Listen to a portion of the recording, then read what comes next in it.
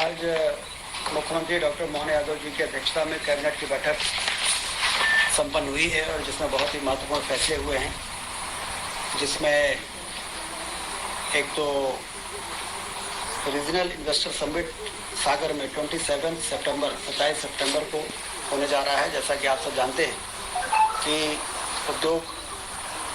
औद्योगिक निवेश को बढ़ाने के लिए, आकर्षित करने के लिए मुख्यमंत्री जी रीजनल इन्वेस्टर समिट कर रहे हैं संभागीय मुख्यालयों में, जिससे कि उस रीजन में कि कौन सी इंडस्ट्रीज का पोटेंशियल है उसको इन्वेस्टर समझ सकें, डिस्कशन हो और उसके बाद फिर रीजन वाइज इन्वेस्टमेंट होगा तो पूरे मध्य प्रदेश में औद्योगिक क्रांति लाने में मदद मिलेगी। तो 27 सितंबर को जो सागर में इंडस्ट्रियल समिट होने वाला है, उसके तैयारी में पिछले दिनों मुख्यमंत्री कलकत्ता गए थे और कलकत्ता में अभी तक का सबसे अच्छा रिस्पांस उन्होंने देखा। हम सब जानते हैं कि उद्योग के मामले में हमारे देश में कलकत्ता एक ऐसा स्थान है जहां पर शुरू से ही जूट से लेके और तमाम तरह की इंडस्ट्रीज़ की शुरुआत हुई थी। तो वहाँ के लोगों ने बड़ी रुचि दिखाई है मध्य प्रदेश में आने की। मध्य प्रदेश में जिस तेज़ी से विकास हुआ है, शांति का टापू है मध्य प्रदेश, बिजली, पानी और सड़कें शानदार बन गई हैं, हवाई अड्डे बन रहे हैं, रेलवे लाइनों का विस्तार हो रहा है। इसलिए एक बहुत अच्छा रिस्पांस मुख्यमंत्री जी ने वहाँ पर फील किया और हम सभी उम्मीद करते हैं कि रीजनल यूनिवर्सिटी कॉन्क्लेव जो सागर में होगा, उसके बाद अगले महीने रीवा में होगा, फिर होशंगाबाद और फिर शहडोल में होगा। उसमें हमें देश भर के वो तमाम उद्योगपति जो अभी अन्य राज्यों में ज़्यादा रुचि दिखाते थे, वो मध्य प्रदेश में बहुत तेज़ी से आकर्षित होंगे। इसी तरह से रिन्यूएबल एनर्जी इन्वेस्ट 24 जो गांधीनगर में हुआ, प्रधानमंत्री जी स्वयं वहाँ पर उपस्थित थे। वहाँ पर मध्य प्रदेश में जो रिन्यूएबल एनर्जी के क्षेत्र में काम हुआ है, उसकी बड़ी सराहना हुई है। चाहे वो रीवा का सोलर प्लांट हो 750 मेगावाट का, जिससे दिल्ली की मेट्रो चलती है, चाहे ओंकारेश्वर में फ्लोटिंग सोलर प्लांट का जो एक बहुत ही इनोवेटिव पहल रही है, उसकी भी बड़ी तारीफ हुई है। और पिछले वर्षों में जिस तेज़ी से रिन्यूएबल एनर्जी में यहाँ पर काम हुआ है, आने वाले 2 वर्षों में लगभग उतना ही क्वांटम हमारे प्रदेश में जंप होने वाला है। चाहे वो सोलर प्लांट हो, चाहे वो विंड एनर्जी हो, चाहे वो मिनी हाइडल प्लांट्स हो, इस मामले में भी वहाँ पर मध्य प्रदेश की उपस्थिति दर्ज हुई है। ये भी हम सबके लिए बड़ी उपलब्धि है। आज कैबिनेट में सोयाबीन उपार्जन की नीति को मंजूर किया गया है। जैसा कि आप जानते हैं कि भारत सरकार ने इसका समर्थन मूल्य 4,892 रुपये घोषित किया है और कैबिनेट ने ये तय किया है कि 25 सितंबर से 20 अक्टूबर तक किसानों का पंजीयन होगा और 25 अक्टूबर से 31 दिसंबर तक इसकी खरीदी होगी। 1400 उपार्जन केंद्र बनाए जाएंगे। एमपी वेयर हाउसिंग कॉरपोरेशन से उसके भंडारण के लिए बातचीत करके और उनका भंडारण सुनिश्चित किया जाएगा। मार्कफेड के द्वारा इसका उपार्जन होगा और पहली बार मध्य प्रदेश में सोयाबीन का उपार्जन भारत सरकार ने स्वीकृति दे दी है। लगभग 13.68 metric ton 13.68 lakh metric ton की भारत सरकार ने स्वीकृति दी है उपार्जन के लिए। तो ये भी किसानों के लिए बहुत अच्छी खबर है। 31 दिसंबर तक, 25 अक्टूबर से 31 दिसंबर तक और 25 सितंबर, इसी सितंबर में 25 तारीख से और 20 अक्टूबर तक पंजीयन होगा किसानों का।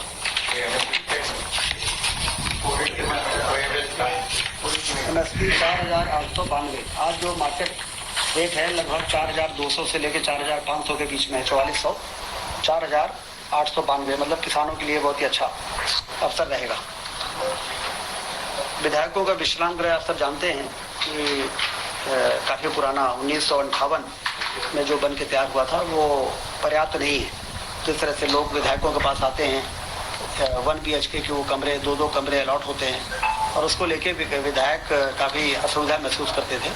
तो आज कैबिनेट ने 159.13 करोड़ की स्वीकृति दी है। हमारे विधानसभा अध्यक्ष जी ने भी इस बात को शासन के सामने रखा था कि विधायकों के लिए नए आवास बनाए जाए।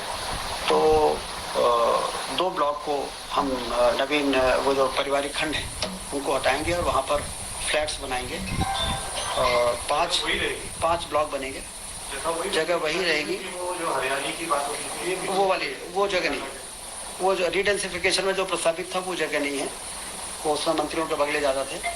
ये है पुराने पारिवारिक खंड क्रमांक 1 एवं शॉपिंग सेंटर के स्थान पर 102 आवास रहेंगे, 5 ब्लॉक बनेंगे, 2615 वर्ग फीट उसका स्क्वायर एरिया होगा और संपूर्ण परियोजना की राशि होगी 159.13 करोड़।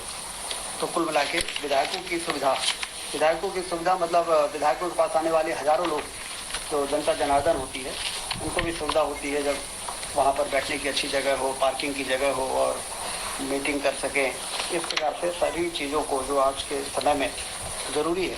ये जो बनेंगे विधायकों के लिए तो मतलब ये 3 BHK संख्या कितनी होगी? 102 आवास अभी बनाएंगे पहले चरण में, उसके बाद जब यहाँ शिफ्ट कर देंगे फिर दूसरा ब्लॉक लेंगे। इस प्रकार से जितने हमारे 230 विधायक हैं सभी के लिए अति आधुनिक 102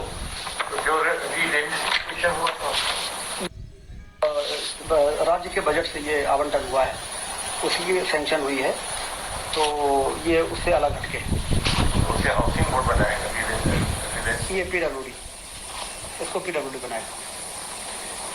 नीमच जिले में एक महत्वपूर्ण सड़क 4 लेन की स्वीकृति कैबिनेट ने दी है। नीमच में एक बाईपास बन के तैयार था, वो 4 लेन था, लेकिन अंदर का मार्ग जो था नीमच शहर तक का 16 किलोमीटर का वो 2 लेन था और शहर का आवागमन के कारण और बढ़ते हुए वाहनों के कारण इसको 4 लेन बनाने का निर्णय हुआ है और इसमें 133 करोड़ रुपए मध्य प्रदेश सड़क विकास निगम द्वारा जो प्रस्ताव दिया गया है उसकी मंजूरी आज कैबिनेट ने दी है। उस इलाके के लिए महत्वपूर्ण इंफ्रास्ट्रक्चर साबित होगा।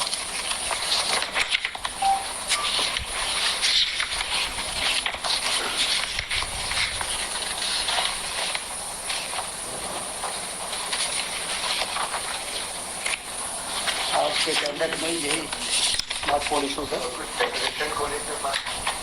विधानसभा अध्यक्ष और उपाध्यक्ष, जैसा कि आप सबको मालूम है कि मध्य प्रदेश सरकार के जितने मंत्री हैं उन्होंने अब उनका इनकम टैक्स जो पहले शासन की ओर से भरा जाता था, अब वो मंत्री स्वयं अपना इनकम टैक्स भरेंगे। ये निर्णय हो चुका था। आज के कैबिनेट ने विधानसभा के अध्यक्ष, उपाध्यक्ष और नेता प्रतिपक्ष तीनों का इनकम टैक्स वे स्वयं भरेंगे। ये आज प्रस्ताव जो आया था उन्हीं की तरफ से आया था। विधानसभा में आपको ध्यान होगा कि अध्यक्ष जी ने भी कहा, फिर उपाध्यक्ष जी ने भी कहा, फिर नेता प्रतिपक्ष जी ने भी कहा। आज कैबिनेट उसको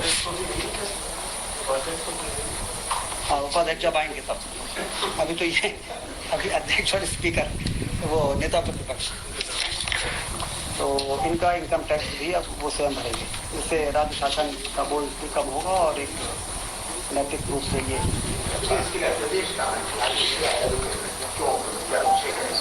अधिनियम में संशोधन करना प्रस्तावित रहेगा। हाँ, अधिनियम जो है उसमें आज कैबिनेट ने मंजूरी दे दी है। अब जब हाउस होगा तो उसमें अध्यादेश में जो जरूरी संशोधन वो हो जाएगा।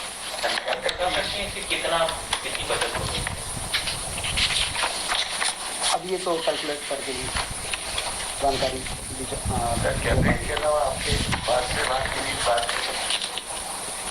तो उज्जैन में जिले की कान नदी पर कान डायवर्जन प्रोजेक्ट परियोजना की भी रिवाइज सैंक्शन आज कैबिनेट ने दिया है। पुनरीक्षित प्रशासकीय स्वीकृति। मूल रूप से यह योजना पहले 479 करोड़ की थी, तो अब बढ़ के 919 करोड़ हो रही है। इस योजना में एक महत्वपूर्ण काम निर्णय मतलब पक्ष ये है कि क्षिप्रा नदी जो सिंघस जहाँ होता है और जहाँ पर देश और दुनिया के लोग आते हैं, वो क्षिप्रा नदी में कान नदी का पानी मिलने से ये सभी के मन में था कि उसका प्रदूषण होता है।